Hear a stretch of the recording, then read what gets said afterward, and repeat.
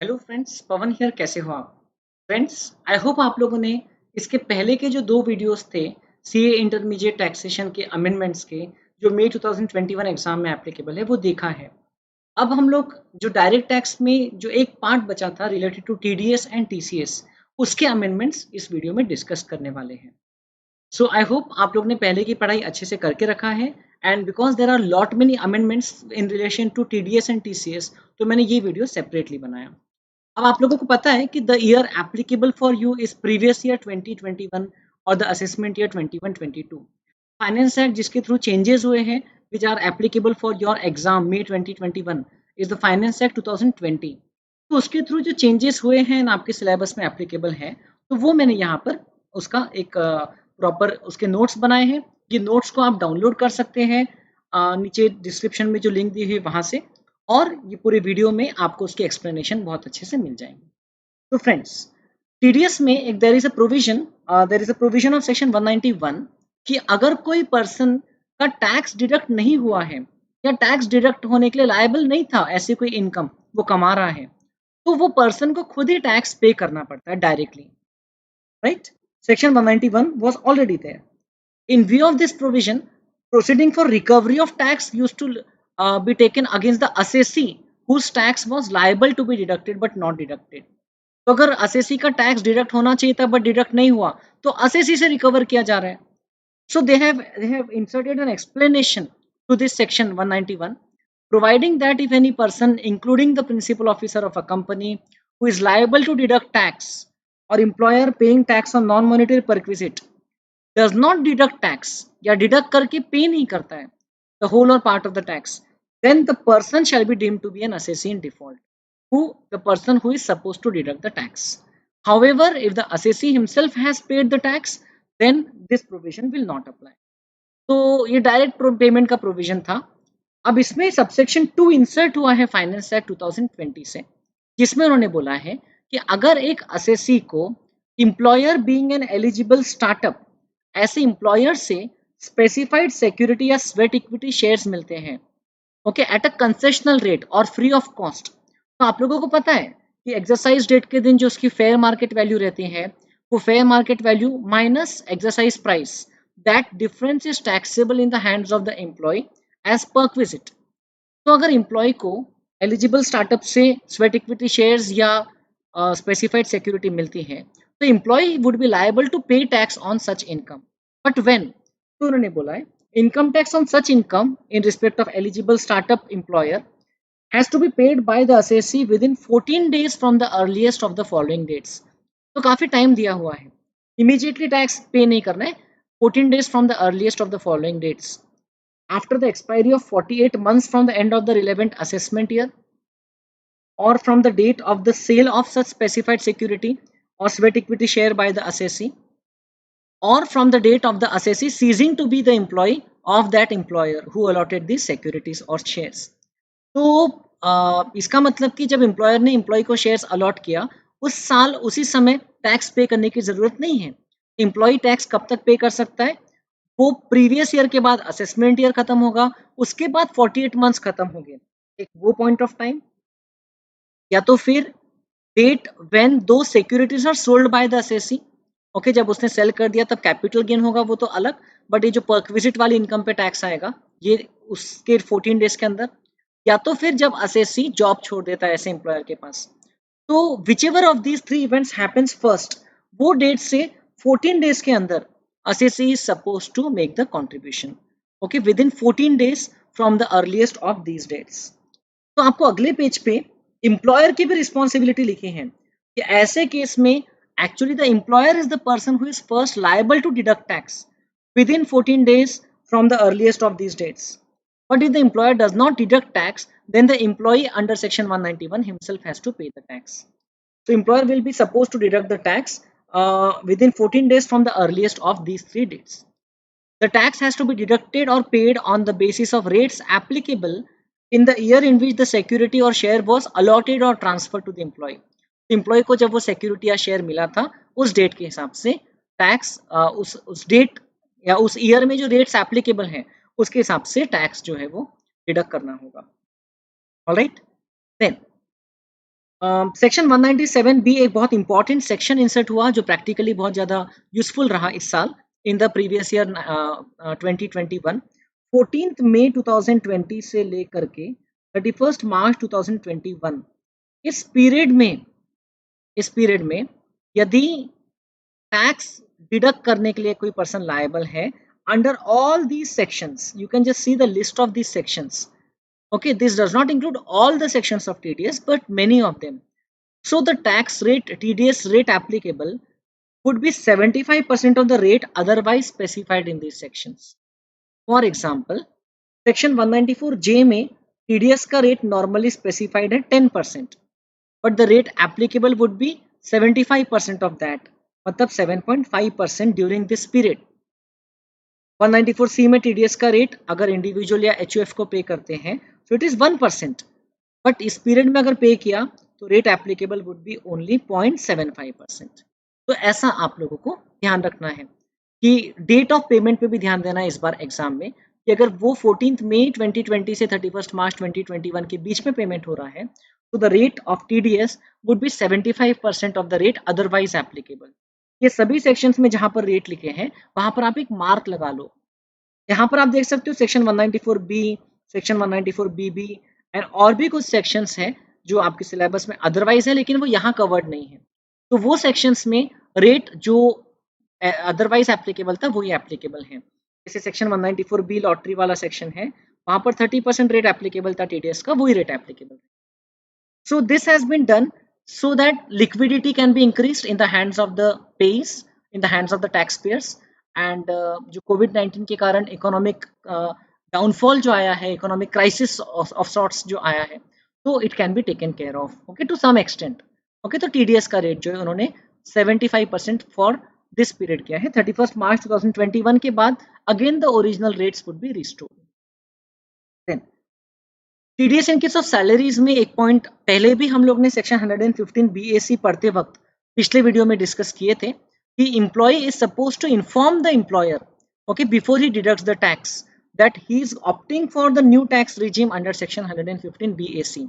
Employ is suppose to inform the employer okay, और अगर employee ने एम्प्लॉयर को इन्फॉर्म नहीं किया then the employer will be deducting tax, will be calculating tax and deducting without considering the provisions of section 115 BAC. But this does not mean that the employee cannot opt for that section later on.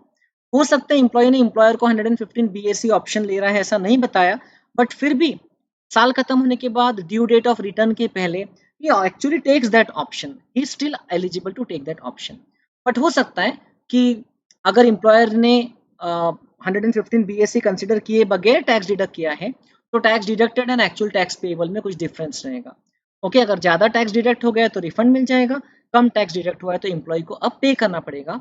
Okay, अगर advance tax में भी पे नहीं किया है तो along with interest.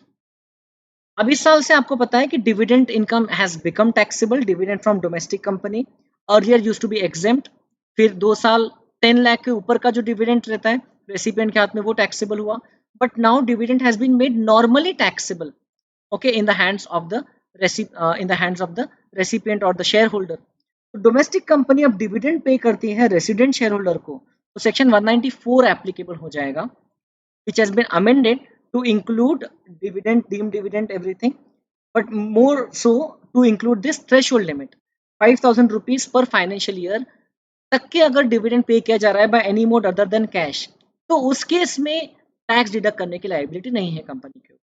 For example मेरे पास Reliance industries limited की कुछ शेयर्स हैं और मुझे वो लोग 3,000 रुपीज का डिविडेंड दे रहे हैं साल भर में, तो in that case they don't have to deduct my tax.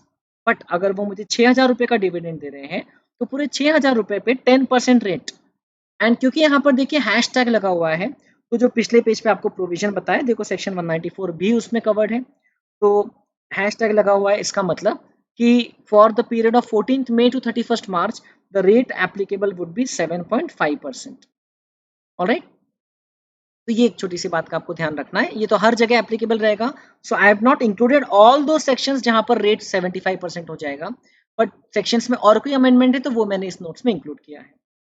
तो डिविडेंड और deemed dividend, it can be any of this deemed dividends also, and maximum amount which can be paid without tax deduction is 5,000 per financial year, if such amount is paid by any mode other than cash.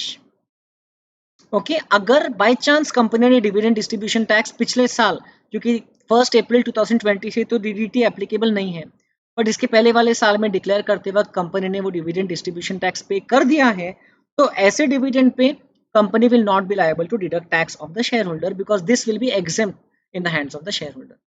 ये जो exception है ये आपको अगले साल से relevant भी नहीं रहेगा। और आपकी बुक में जो पैराग्राफ 15.5 ए एंड 15.5 बी है, please talk about section 97 and section 97 A. Section 97 talks about certificate obtained from assessing officer. Section 97 A talks about form 15G और 15H फॉर लोअर डिडक्शन और नॉन डिडक्शन ऑफ टैक्स। तो ये दोनों sections are applicable on section 194। Okay ये वाले notes में आपको paragraph 10.15 और 10.16 में ये दोनों सेक्शंस मिल जाएंगे। So they are applicable on TDS from dividend. और क्या क्या अमेंडमेंट्स है, तो there is this section 194A and many more sections in this sequence 194A, 194C, 194H, 194I, 194J। इतने सारे जो सेक्शंस हैं, तो ये वाले सेक्शन में एक कॉमन बात हम लोग पढ़ते थे कि इंडिविजुअल और HUF to whom tax audit was not applicable in the preceding financial year is not liable to deduct tax under these sections in the current financial year. But अब उन्होंने ये सेक्शन से टैक्स ऑडिट या section 44AB वो terms हटा दिया है। अब उन्होंने बोला है कि इंडिविजुअल और HUF whose sales, gross receipts or turnover do not exceed ₹1 crore in the case of business or ₹50 lakh in the case of profession in the preceding financial year, तो ऐसे इंडिविजुअल और HUF को छोड़ के बाकी assessees को ही tax deduct करने की लायबिलिटी है under these sections 194A, 194C, 194H, 194I and 194J। Okay other than individual HUF whose turnover does not exceed 1 crore in the last year in the case of business or 50 lakh in the last year in the case of profession।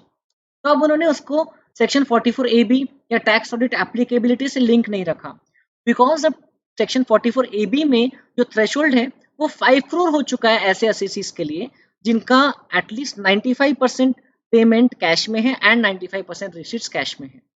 तो ऐसे assessees के लिए 5 करोड़ हो चुका है। तो अब उन्होंने अब उसको 5 वैसे असेसीज को छोड़ा नहीं है। अगर आपका टर्नओवर 1 करोड़ से ज़्यादा है बिजनेस में या 50 लाख से ज़्यादा है प्रोफेशन में, तो अब आपको टैक्स डिडक्ट करना ही पड़ेगा वेदर और नॉट आपको सेक्शन 44AB के हिसाब से टैक्स ऑडिट एप्लीकेबल है या नहीं है। तो ये जो अमेंडमेंट है ये यहाँ पर भी हुआ है and 194C, 194H, 194I and 194J में भी हुआ है। तो आगे ये सेक्शंस जब आएंगे तो मैं दोबारा आपको वो डिटेल में सेम चीज नहीं बताऊंगा। It is understood. Okay this part has been amended. अब सेक्शन 194A में there was a list of cases where TDS is not applicable. This section talks about interest other than interest on securities. तो उसमें ये कुछ interest के payments है जहां पर कोऑपरेटिव सोसाइटी को एग्जेम्पशन दिया गया है। Cooperative society paying interest to its own members और paying interest to any other cooperative society. ये एग्जेम्पशंस पहले से आपकी बुक में है। ओके इसका एक्सेप्शन अभी नया आया है जो हम लोगों को देखना है। इंटरेस्ट क्रेडिटेड और paid in respect of deposits with primary agricultural credit society और प्राइमरी क्रेडिट सोसाइटी और कोऑपरेटिव लैंड मॉर्गेज बैंक और कोऑपरेटिव लैंड डेवलपमेंट बैंक, इन लोगों को टैक्स डिडक्ट करने की लायबिलिटी अदरवाइज नहीं थी। और इंटरेस्ट इनकम क्रेडिटेड और paid in respect of deposits other than time deposits with a bank और a cooperative bank. Okay fix deposits के केस में डिडक्ट करना होगा, लेकिन बाकी डिपॉजिट्स में एग्जेम्पशन दिया था बैंक्स एंड कोऑपरेटिव बैंक्स को कि बाकी इंटरेस्ट जो आप पे करते हो like saving account interest etcetera, तो उसमें आपको टैक्स डिडक्ट नहीं करना है। बट अब इस साल से उन्होंने एक एक्सेप्शन इंसर्ट कर दिया। Cooperative society referred to in above 3 points is liable to deduct tax. This exception will not be applicable if the total sales, gross receipts or turnover of that society, cooperative society exceeds ₹50 crore during the immediately preceding financial year। Okay जिस साल interest दे रहे हो उसके immediately पहले वाले year में अगर 50 करोड़ से ज्यादा का उस कोऑपरेटिव सोसाइटी का टर्नओवर है and amount of interest paid to a senior citizen payee is in excess of 50,000 in aggregate or in other cases other than senior citizen 40,000 in aggregate। ये लिमिट्स अदरवाइज भी banks को time deposits में applicable, time deposit interest में applicable थी। Okay, but अब ये limit से ज्यादा का अगर पेमेंट कर रहे हैं, so in that case tax has to be deducted in all these cases, जहाँ पर कोऑपरेटिव सोसाइटी अपने ही मेंबर को पे कर रही है या दूसरी कोऑपरेटिव सोसाइटी को, या अगर वो primary agricultural credit society etcetera है, या अगर वो कोऑपरेटिव बैंक है जो अदर देन टाइम डिपॉजिट पे इंटरेस्ट पे कर रही है। तो इन ऑल दीज केसेस देखा जाएगा पिछले साल वो कोऑपरेटिव सोसाइटी का टर्नओवर कितना था एंड इस साल वो कोऑपरेटिव सोसाइटी का टर्नओवर कितना है। ओके, तो पिछले साल अगर इस साल का नहीं देखेंगे, पिछले साल अगर टर्नओवर 50 करोड़ से ज्यादा है एंड इस साल हम लोग ये देखेंगे कि कोऑपरेटिव सोसाइटी इंटरेस्ट कितना पे कर रही है। इंटरेस्ट अगर 50,000 सीनियर सिटीजन 50,000 से ज्यादा सीनियर सिटीजन को पे कर रही है या बाकी कोई पर्सन को 40,000 से ज्यादा पे कर रही है, so in that case TDS under section 194A would be applicable. Section 194A में एक प्रोसीजरल सा अमेंडमेंट है। जो नोटिफाइड इंस्टीट्यूशंस थे पहले सेक्शन 194A के अंदर में, सीबीडीटी यूज्ड टू नोटिफाई कि ये इंस्टीट्यूशंस को अगर पे किया तो टैक्स डिडक्ट नहीं करना है। Now that power has been remove from CBDT and given to central government that they can notify the person जिसका टैक्स डिडक्ट नहीं करना है अंडर दिस सेक्शन या लोअर रेट पे करना है। This amendment is not as such important for your exam. Then section 194C जो है, इसमें आप देखते हो कि almost every person is liable to deduct tax under this section. और लास्ट में लिखा था इंडिविजुअल एचयूएफ, एओपी और BOI whose turnover exceeds the limit specified under section 44AB in the preceding financial year, but अब उन्होंने directly limits यहाँ पर लिख दिया, no matter what is written in 44AB, whose turnover exceeds rupees 1 crore in the case of business or rupees 50 lakh in the case of profession during the immediately preceding financial year. Okay, तो ये section 194C में ये यहाँ पर भी वो amendment आ गया जैसा हम लोग ने 194A में देखा था। Okay, instead of giving reference to the section 44AB या tax audit limits, they have directly inserted the limits in the section itself. तो वो लिमिट के अंदर अगर इंडिविजुअल एचयूएफ एंड 194C में एओपी या बीओआई का टर्नओवर पिछले साल था तो उनको इस साल 194C के अंडर में टैक्स डिडक्ट करने की लायबिलिटी नहीं। 194C में आपने पेमेंट फॉर वर्क्स कॉन्ट्रैक्ट अगर किया तो आपको टैक्स डिडक्ट करना पड़ता है। Contract for work, work include advertising, broadcasting, carriage, catering. Okay, ये तो आपको पता ही है। एंड ये भी पता है कि वर्क इंक्लूड्स मैन्युफैक्चरिंग और supplying a product according to the specification और requirement of a customer using material purchase from such customer. तो ये था कि फॉर एग्जांपल एक सप्लायर है, जिसने कस्टमर से ही मटेरियल खरीदा है। ओके, इसको कंप्लीट परचेज की ट्रांजैक्शन दिखाया और उसमें फर्दर कुछ मैन्युफैक्चरिंग करके वो मटेरियल कस्टमर को ही बेच रहा है, तो इसको सेल नहीं मानते थे। This transaction is not considered as sale, it is considered as a contract for work, क्योंकि आप उसी के गुड्स को लेकर के उसमें कुछ चेंजेस कर रहे हो। फॉर एग्जाम्पल, आपसे ही वुड खरीद के आपको फर्नीचर बना के दिया जा रहा है, तो it will be contract for work. Okay, supplier ने अगर आपसे वुड खरीदा और आपको फर्नीचर बना के दिया तो ये माना जाएगा कि उसने आपके लिए वर्क किया। भले ही दिखाया ऐसा है कि उसने आपसे खरीदा फिर उसने आपको बेचा, बट फिर भी आप जो फर्नीचर के लिए आपके सप्लायर को पे करोगे उसमें टीडीएस एप्लीकेबल रहेगा। अब यहाँ पर उन्होंने एक फर्दर अमेंडमेंट किया, सप्लायर को अब अगर कस्टमर के अलावा कस्टमर के एसोसिएट से भी अगर मटेरियल मिलता है, if they purchase the material from the associate of such customer and provide the goods to the customer after modifications as per the specification of customer, so still customer ये जो transaction का payment करेगा इस पे TDS under section 194C applicable रहेगा, even if the material is purchased from the associate of customer। अब associate मतलब कौन? तो associate मतलब कि वही रिलेशन जो सेक्शन 48(2) में बात किया है। सेक्शन 48(2) टॉक्स अबाउट एक्सेसिव और अनरीजनेबल पेमेंट टू रिलेटिव्स और स्पेसिफाइड पर्सन्स। तो वहां पर फॉर एग्जांपल आपको दिया है, अगर असेसी कंपनी है तो कंपनी के डायरेक्टर्स, रिलेटिव्स और सच एंटिटीज वे डायरेक्टर और रिलेटिव हैव सब्सटैंशियल इंटरेस्ट। अगर एंटिटी फर्म है तो स्पेसिफाइड पर्सन्स मतलब पार्टनर्स, रिलेटिव ऑफ पार्टनर और सच एंटिटीज वे सच पार्टनर्स और रिलेटिव हैव सब्सटैंशियल इंटरेस्ट। तो ये जो है आपको सेक्शन 48(2) या आप पीजीबीपी चैप्टर में ढूंढोगे तो आपको मिल जाएगी लिस्ट ऑफ स्पेसिफाइड पर्सन्स। तो वो पर्सन्स से अब अगर कस्टमर से संबंधित अगर ऐसे कोई स्पेसिफाइड पर्सन्स हैं, ओके, जिनको हम लोग एसोसिएट बोल रहे हैं, कस्टमर का एसोसिएट, अगर ऐसे पर्सन से अगर सप्लायर जो है वो क्या करता है, वो गुड्स खरीदता है, मटेरियल खरीदता है एंड उससे कुछ मैन्युफैक्चरिंग करके कस्टमर को बेचता है, so this will be regarded as work now, and इसके अगेंस्ट में जो कस्टमर पे करता है उस सप्लायर को, तो उस पे section 194C will be very well applicable even if the material is purchased from the associate of the customer. But पहले भी ऐसा था कि अगर कस्टमर के अलावा कोई और पर्सन से अगर मटेरियल खरीदा है इसने, सप्लायर ने, एंड उसमें मॉडिफिकेशंस करके कस्टमर को दिया है, then it is not contract for work, then it is actually sale made by the supplier. तो अभी भी वैसा है, लेकिन अब उन्होंने बोल दिया कस्टमर या उसके एसोसिएट के अलावा कोई और पर्सन, फॉर एग्जांपल मिस्टर ओ से अगर सप्लायर गुड्स या मटेरियल खरीदता है एंड फिर कस्टमर को अगर वो मॉडिफिकेशंस करके बेचता है, तो in that case that will not be work, that will be treated as a sale of goods. Okay, then 194C would not be applicable अगर कस्टमर या एसोसिएट के अलावा कोई और पर्सन से खरीदता है। वो आपको यहाँ पर लिखा है, work does not include manufacturing और supplying a product according to the requirement और specification of a customer using material purchase from a person other than such customer, ऐसा था। अब उन्होंने क्या वर्डिंग इंसर्ट कर दिया, और associate of such customer, customer या एसोसिएट के अलावा किसी और से अगर मटेरियल परचेज करके सप्लायर ने कुछ प्रोवाइड किया तो उसको वर्क में इंक्लूड नहीं किया जाएगा। सच contract would be a contract for sale.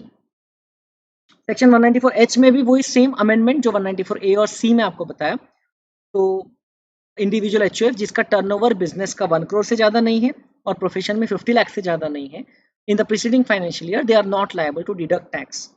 194I में भी सेम अमेंडमेंट है।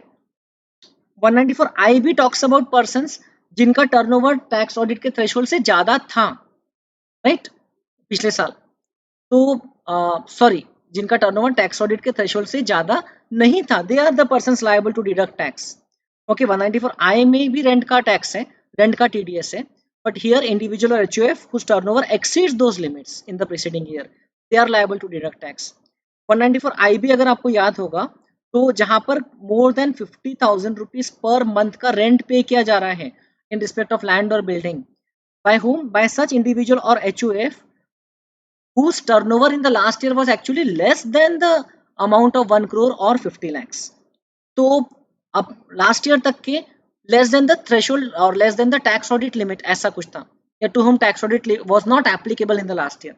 बट अब उन्होंने वर्डिंग्स में चेंज करके क्या कह दिया है कि इंडिविजुअल और HUF other than those whose sales gross receipts or turnover exceeds 1 crore in the case of business and or rupees 50 lakh in the case of profession in the preceding financial year, उनको छोड़ के, मतलब कि जिनका exceed नहीं हो रहा है ऐसे इंडिविजुअल या एचयूएफ जो अदरवाइज 194I में लायबल नहीं है, बट अगर ग्रेटर देन 50,000 पर मंथ का रेंट दे रहे हैं तो अब वो 194IB में एप्लीकेबल, एंड 194IB में they will be liable to deduct tax.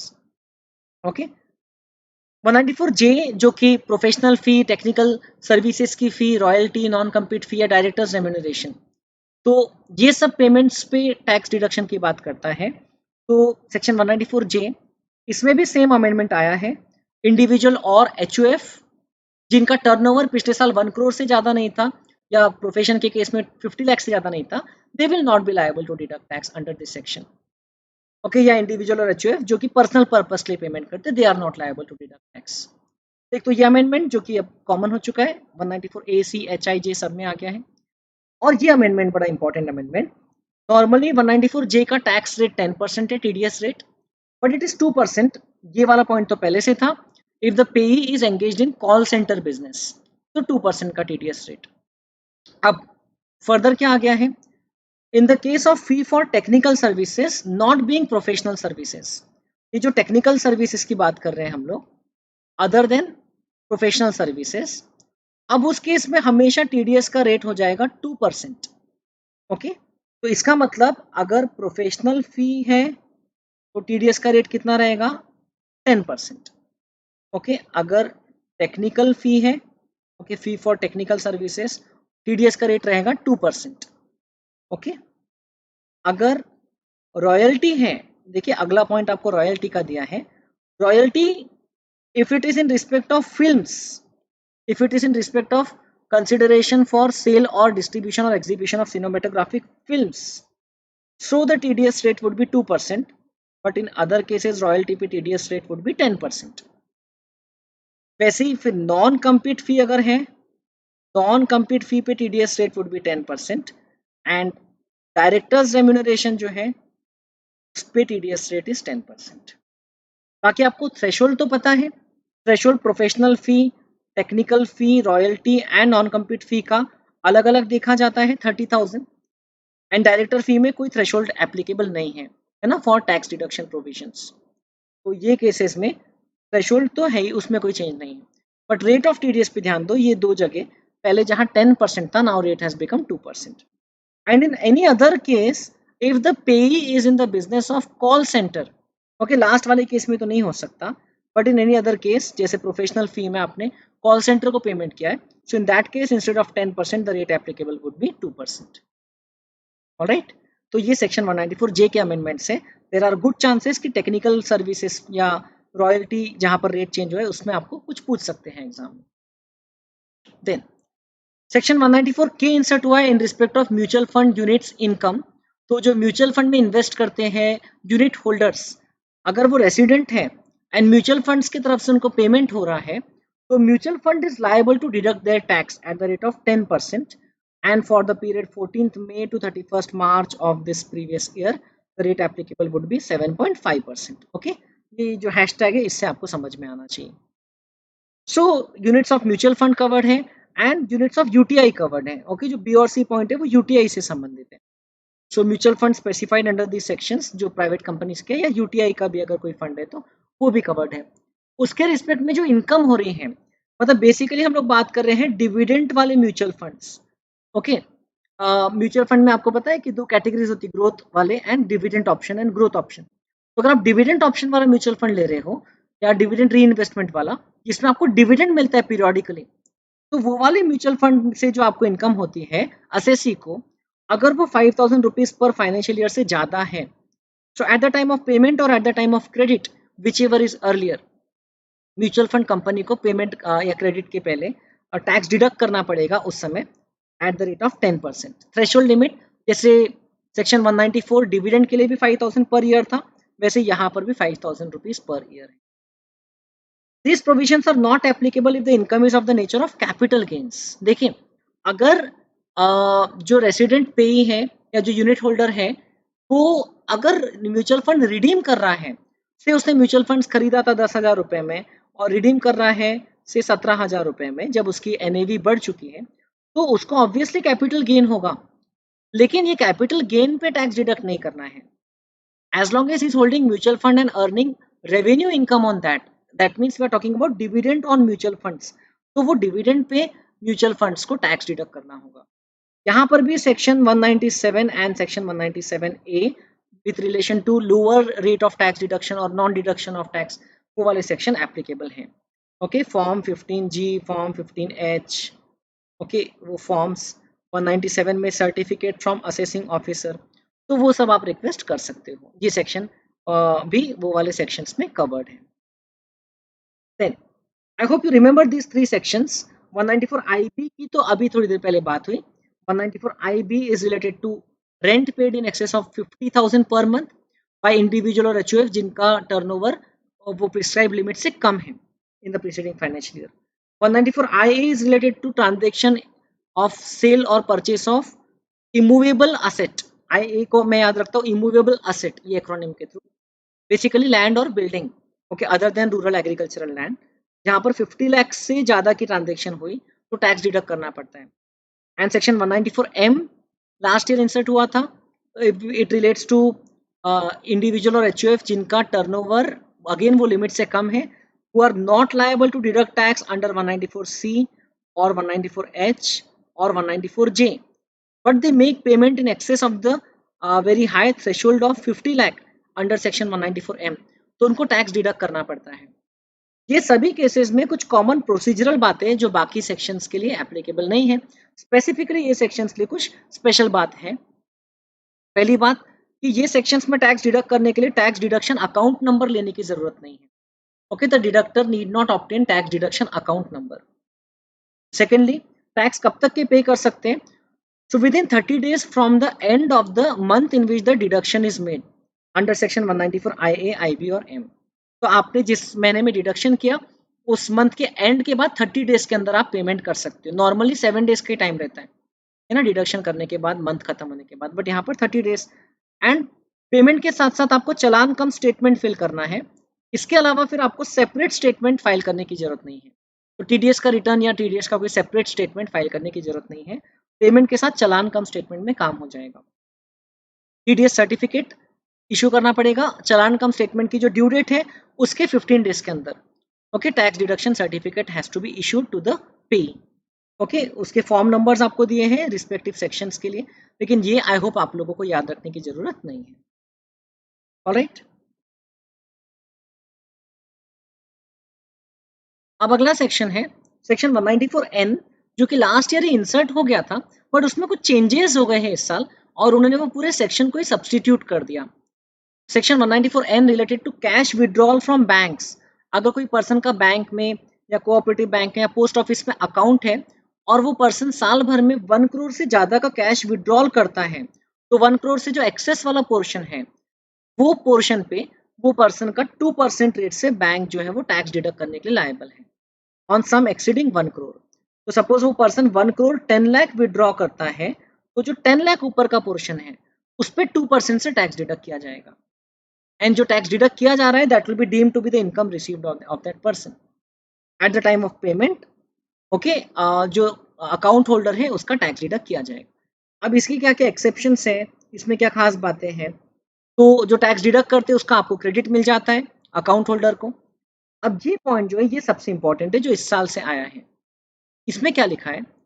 In case of a recipient who has not filed the returns of income for all of the 3 assessment years relevant to the 3 previous years for which the time limit of filing the return of income under section 139(1) has expired immediately preceding the previous year in which the payment of the sum is made to him. Okay, the provision of this section shall apply with the modification that the sum shall be the amount or aggregate of amounts in as the case may be in cash exceeding rupees 20 lakh. So the threshold shall be reduced in these cases and deduction shall be for amount between 20 lakh to 1 crore 2% rate and amount exceeding 1 crore 5% rate. अब ये आपको दोबारा समझाता हूँ. मान लो अब ये provision जो है ये जो सब्सटीट्यूशन है ये 1 जुलाई से इफेक्टिव है. मान लो 15 जुलाई 2020 को आप बैंक से अमाउंट विड्रॉ कर रहे हो. ओके, बैंक से अमाउंट विड्रॉ कर रहे हैं तो बैंक को क्या देखना है कि जो पर्सन अमाउंट विड्रॉ कर रहा है एंड मान लो withdrawal is exceeding rupees 20 lakh on this date, तो बैंक को इस दिन चेक करना है कि ये जो अकाउंट होल्डर है ये पर्सन ने पिछले 3 साल के जो रिटर्न्स ड्यू हुए हैं इनकम टैक्स के क्या वो फाइल किया या नहीं किया. अभी तक के जो प्रीवियस ईयर देख लीजिए आप यहाँ पर ध्यान से, प्रीवियस ईयर 1920 का रिटर्न ड्यू नहीं हुआ है, अभी तक के ड्यू नहीं हुआ है क्योंकि ये ड्यू कब होता है? नॉर्मली 31 जुलाई ऑडिट एप्लीकेबल है तो उसके भी बाद 31 अक्टूबर. तो ये ड्यू नहीं 30 सितंबर था एक्चुअली 1920 ईयर में. तो प्रीवियस ईयर 1920 का तो ड्यू नहीं हुआ, तो उसके पहले के 3 साल के रिटर्न्स 18-19, 17-18 एंड 16-17 ये 3 रिटर्न्स तो ड्यू हो चुके थे. इनकी तो ड्यू डेट सेक्शन 139(1) के ऑब्वियसली उनके रिस्पेक्टिव असेसमेंट ईयर में आ चुकी है.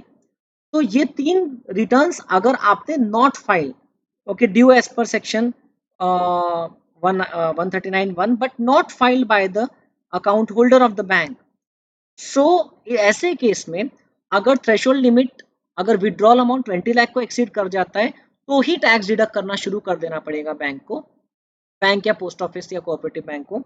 And TDS rate from 20 lakh to 1 crore amount withdrawal amount will be 2% and beyond 1 crore it would be 5%.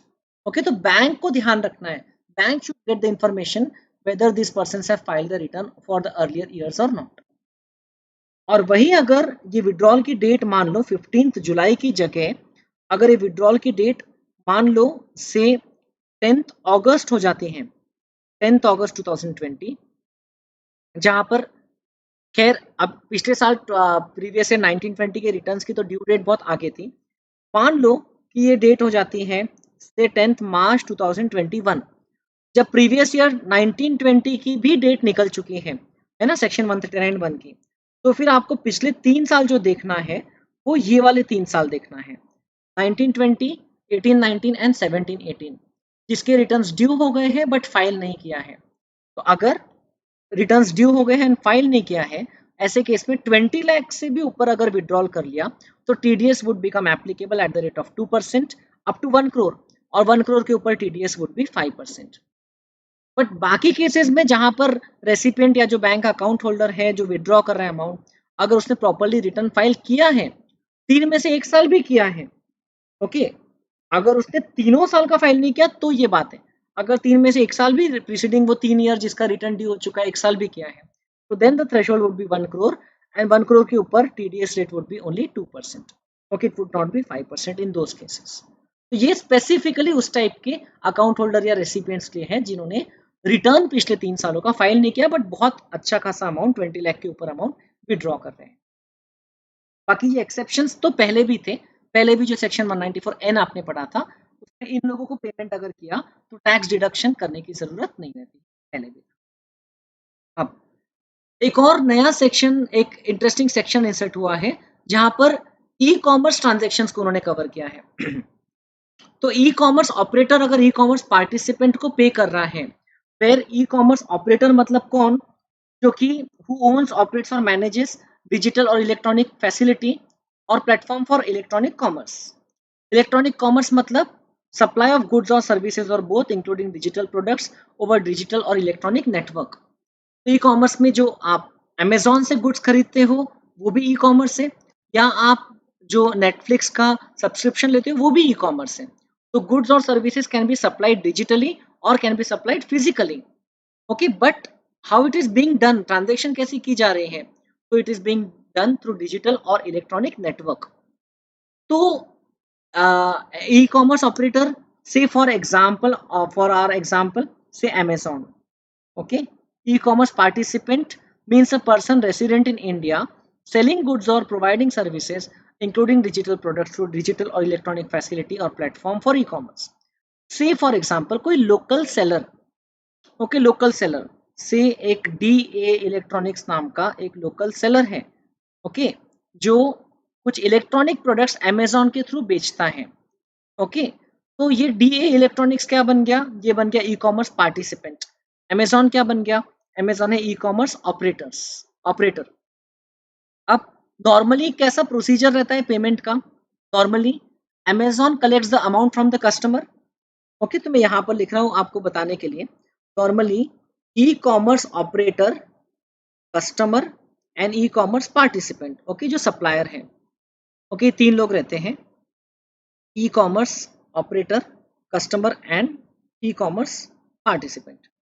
अब customer normally pays the amount to e-commerce operator payment, and e-commerce operator pays the amount to e-commerce participant after deducting their commission or their charges, and e-commerce participant supplies the goods to the customer, okay, goods or services। ऐसे case में यहाँ पर किस payment की बात की जा रही है for the purpose of TDS, यहाँ पर इस पेमेंट की बात की जा रही है। ई कॉमर्स ऑपरेटर जो ई कॉमर्स पार्टिसिपेंट को, ओके, जो पेमेंट कर रहा है, अगर वो ई कॉमर्स पार्टिसिपेंट इंडिविजुअल या एचयूएफ है तो 5 लाख के थ्रेशोल्ड से ज्यादा का पेमेंट, अगर वो कोई और पर्सन है तो कोई भी अमाउंट का पेमेंट, अगर ई कॉमर्स ऑपरेटर ई कॉमर्स पार्टिसिपेंट को कर रहा है तो इस पेमेंट पे 5% टैक्स डिडक्ट करके करना है, ओके। फॉर एग्जाम्पल ये 1 लाख का कुछ कस्टमर ने ई कॉमर्स ऑपरेटर को पेमेंट किया, तो ये लोग उसमें 1 लाख में से 5% माइनस करके, ओके, 95,000 ई कॉमर्स पार्टिसिपेंट को पे करेंगे। बाकी का अमाउंट ई कॉमर्स पार्टिसिपेंट के नाम से ई commerce operator income tax department के पास एज अ टीडीएस जमा कर देगा। सो यहाँ पर सेक्शन 194(o) में ई कॉमर्स पार्टिसिपेंट का इस तरीके से टैक्स डिडक्ट होते जाएगा। बहुत कम केसेस में गुड्स पे टीडीएस हम लोग पढ़ते हैं, नॉर्मली सर्विसेज वाले ही केसेस हैं, बट यहाँ पर ये गुड्स के ट्रांजेक्शन का, गुड्स के रिस्पेक्ट में पेमेंट किया या सर्विसेज के रिस्पेक्ट में किया, ई कॉमर्स ऑपरेटर ने ई कॉमर्स पेमेंट पार्टिसिपेंट को, तो उस पर टैक्स डिडक्ट करना होगा। अगर ई कॉमर्स पार्टिसिपेंट इंडिविजुअल या एचयूएफ है एंड अगर ग्रॉस अमाउंट साल भर में 5 लाख से अंदर ही है, ओके, ऐसे ये वाले ट्रांजेक्शन में, तो in that case e commerce operator is not liable to deduct tax. Further नीचे लिखा हुआ है नोट नंबर 1 में कि if the payment is made by the customer directly to the e commerce participant, अगर कस्टमर ने डायरेक्टली ई कॉमर्स पार्टिसिपेंट को pay कर दिया, मान लो बिजनेस मॉडल कुछ उस तरीके का है, ओके, जैसे से आपने ओला से कैब बुक किया या उबर से कैब बुक किया और आपने डायरेक्टली वो कैब ऑपरेटर को आपने पेमेंट कर दिया, तो it will be deemed to be the payment made by the e-commerce operator to the e-commerce participant, because ultimately तो that amount would be first deemed to have been paid to the e-commerce operator and उसमें से उन्होंने अपना commission cut करके इनको दिया, ऐसा माना जाएगा। बट अगर ई कॉमर्स पार्टिसिपेंट को डायरेक्टली कस्टमर से पेमेंट मिल गया तो ये मान लेंगे कि ई कॉमर्स ऑपरेटर से ही मिला, और ये अमाउंट पे जो भले ही कस्टमर से मिला है, ये अमाउंट पे ई कॉमर्स ऑपरेटर को टैक्स डिडक्ट करके गवर्नमेंट के पास पे करना पड़ेगा। अब कैसे डिडक्ट करेगा वो? ये amount this will be included in the gross amount of sale और services on which tax is to be deducted. तो वो अगले ट्रांजेक्शन में डिडक्ट कर सकता है, या अगले कोई ट्रांजेक्शन का सीन नहीं दिख रहा है तो such e commerce operator can debit the account of that person and recover that much of tax amount, okay, TDS amount. और अगर ये पेमेंट अगर 5 लाख रुपीस के थ्रेशोल्ड के अंदर के ही टाइम पे हो रही है, okay, so it will be counted for the gross amount calculation. But अगर 5 लाख के अंदर ही है तो फिर उसमें ई कॉमर्स को टैक्स डिडक्ट करने की लायबिलिटी नहीं है। आई hope you understood, very interesting provision. यहाँ पर आपको सेक्शन 197 या सेक्शन 197A का बेनिफिट नहीं मिलेगा सेक्शन 194O में, ऑलराइट, नो सच प्रोविजन, ये आपको दिया हुआ है। ओके, सॉरी, सेक्शन 194O का तो ओ में 197 का तो बेनिफिट मिलेगा, मतलब असेसिंग ऑफिसर से आप सर्टिफिकेट ऑब्टेन कर सकते हो, okay, you can take the benefit of section 197 but not the benefit of section 197A, मतलब फॉर्म 15G या 15H नहीं भर सकता है e commerce participant for lower deduction. Okay, if this section is applicable then no other TDS would be applicable, या अगर 5 लाख के threshold के कारण अगर टैक्स डिडक्ट नहीं हुआ, so again in that case no other TDS provision would be applicable for such payment made by the e-commerce operator to the e-commerce participant.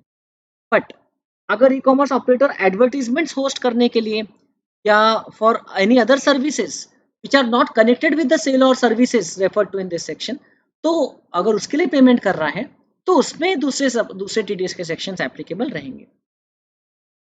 And if any difficulty arises in giving effect to these provisions, then the CBDT may, with the approval of the central government, issue guidelines, and such guidelines shall be laid before each house of the parliament and shall be binding on the income tax authorities and on the e-commerce operator.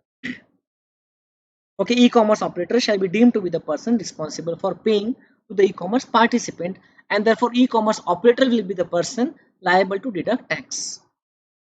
Okay, यहाँ पर जो goods या services की बात किया है, services include fee for technical services और professional services, जो सेक्शन 194J में एक्सप्लेन्ड है, ऑलराइट। तो ये सेक्शन 194A नया सेक्शन आया है, वेरी वेरी इंपॉर्टेंट, इस पे आपको पूछने के अच्छे खासे चांसेस हैं। आप सेक्शन 197 जो लोअर रेट की बात करते हैं उसमें ये दो नए सेक्शन जो आए हैं ये उसमें ऐड कर लो, म्यूचुअल फंड यूनिट की इनकम पे जो टीडीएस कटता है और ई कॉमर्स ऑपरेटर जो टीडीएस काटता है। In both these cases, recipient can produce a certificate obtained from assessing officer.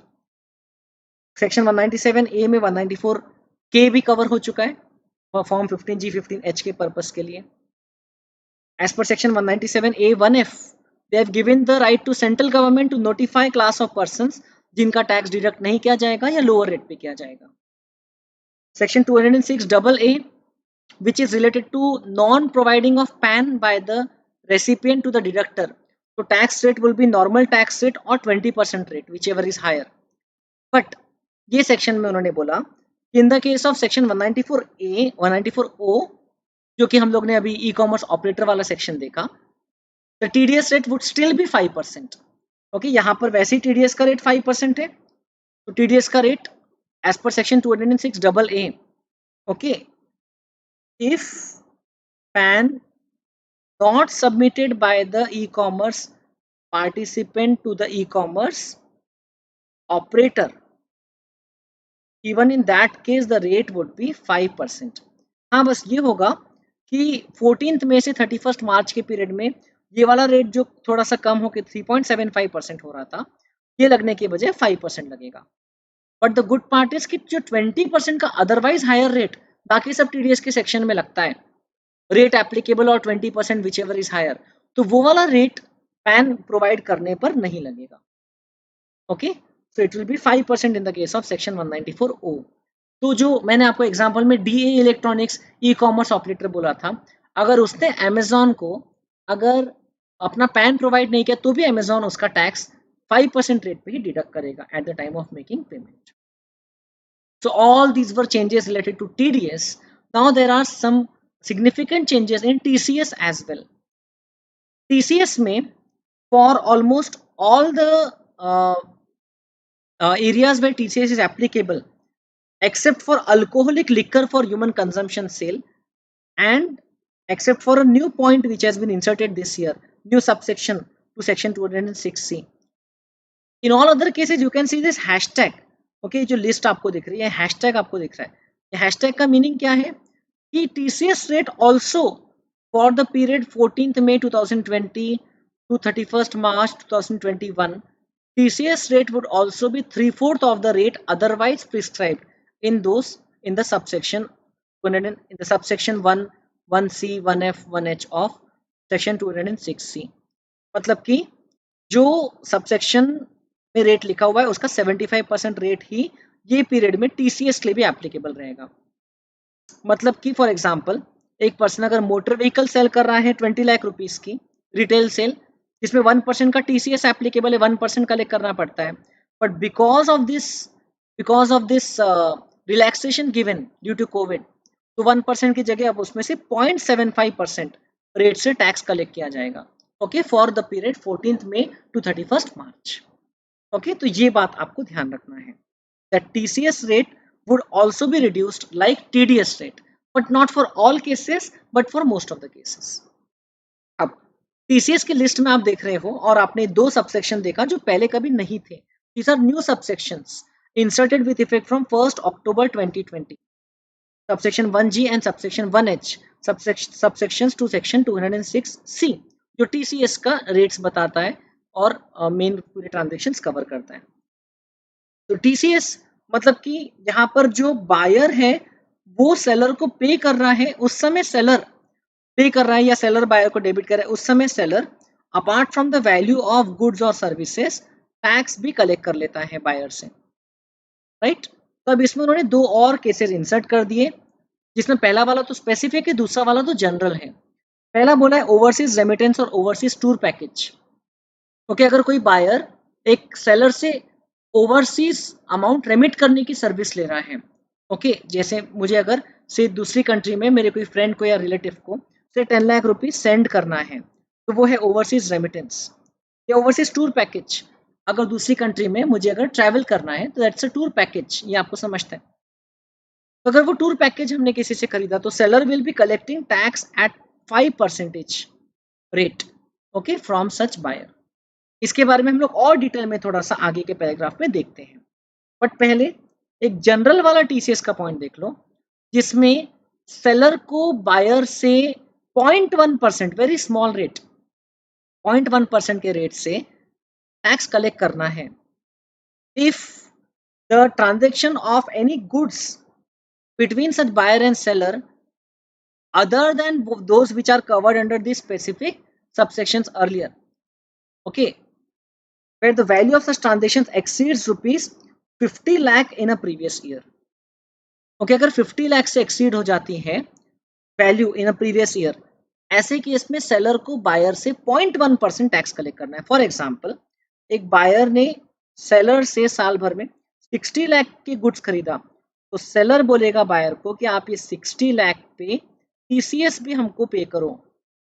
Okay, 60 lakh पे TCS कितना परसेंटेज रहेगा eight the time of payment, eight the time of receipt seller को कलेक्ट करना है 0.1% of 60 lakh.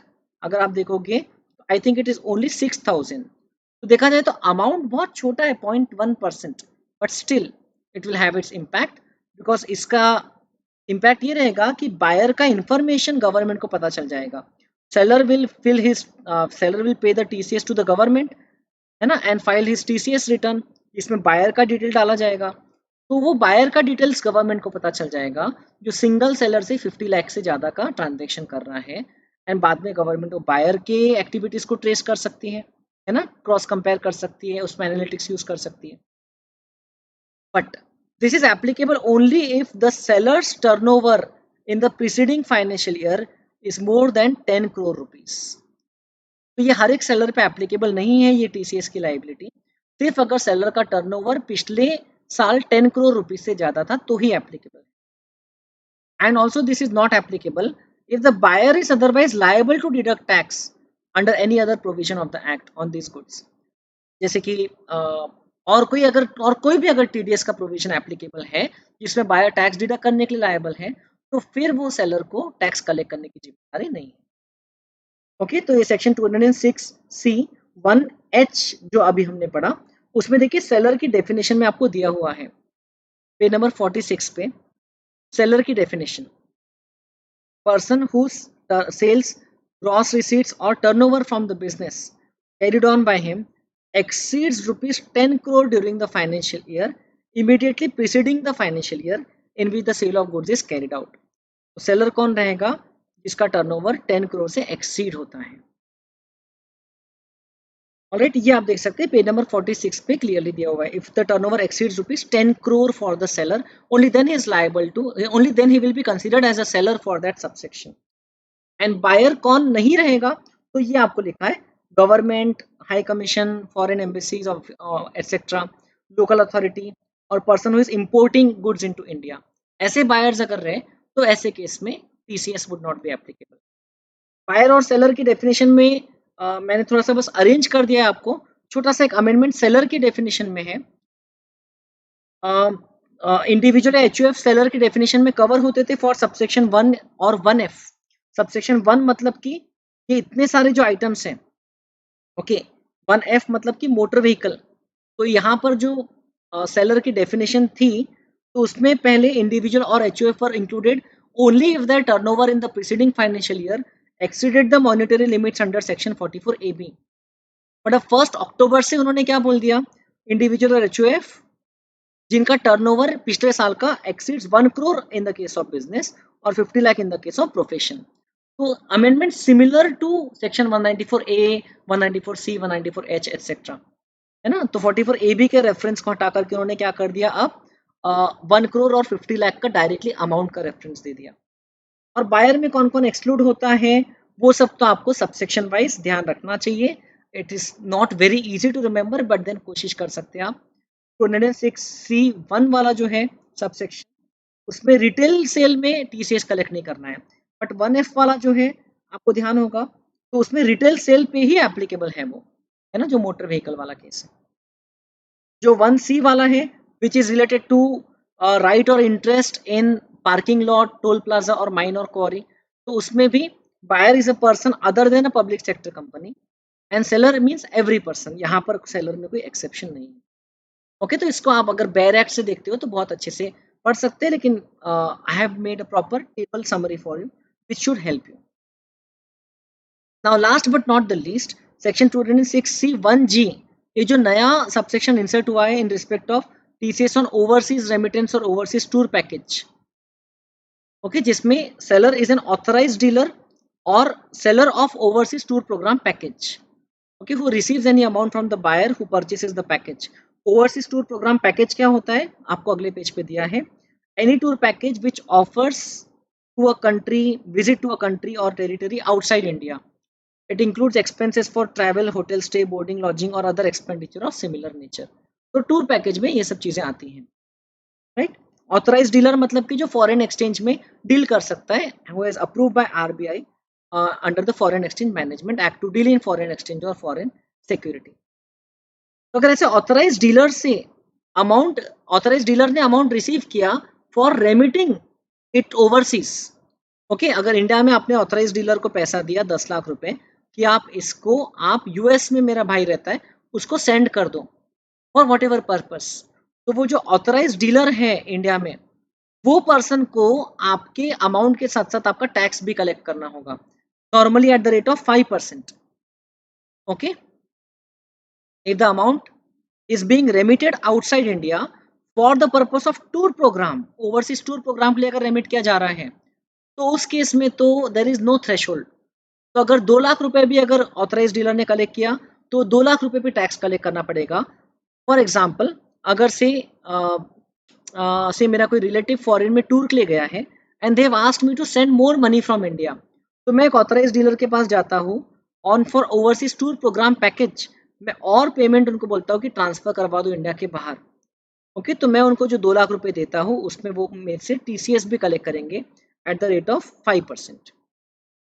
Okay, but अगर अगर where the amount is remitted for a purpose other than overseas tour program, for example कोई medical expenditure के लिए अगर मैं फॉरेन कंट्री में अमाउंट ट्रांसफर करता हूँ किसी को, मेरे फ्रेंड या रिलेटिव को, या एजुकेशन एक्सपेंडिचर के लिए थ्रू ऑथराइज डीलर, तो इन दैट केस अगर ये amount less than 7 lakh rupees है तो tax will not be deducted, no tax. But अगर ये amount more than 7 lakh rupees है, फॉर एग्जाम्पल मैंने ऑथराइज डीलर को 10 लाख रुपीज दे दिया कि इंडिया के बाहर रेमिट करना है other than for the purpose of overseas tour programme, तो ये 10 लाख में से 7 लाख का मुझे एग्जेम्पशन मिल जाएगा. 3 लाख रुपीज पे 5% के रेट से टीसीएस कलेक्ट किया जाएगा. ओके, ये जो यहाँ पर लिखा हुआ है.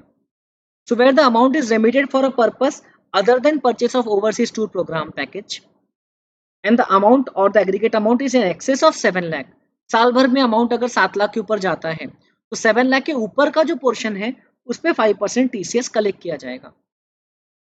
ओके, लेकिन उसमें भी एक एक्सेप्शन है पॉइंट नंबर 3 में, अगर वो अमाउंट लोन का अमाउंट है, out of a loan obtained from any financial institution and it is being remitted for the purpose of pursuing education.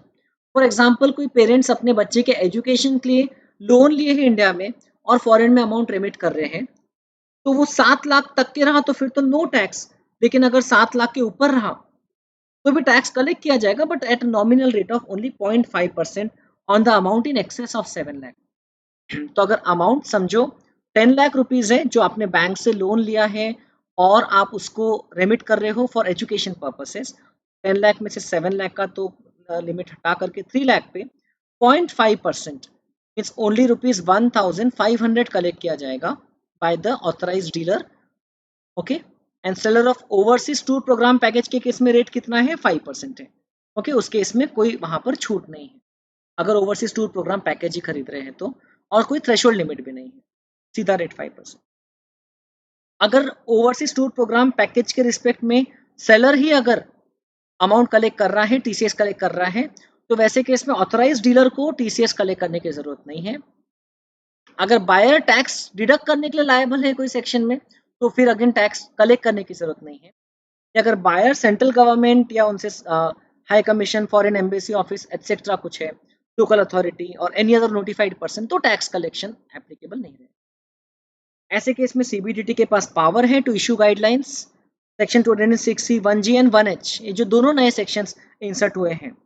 Okay, तो CBDT can issue guidelines in this respect.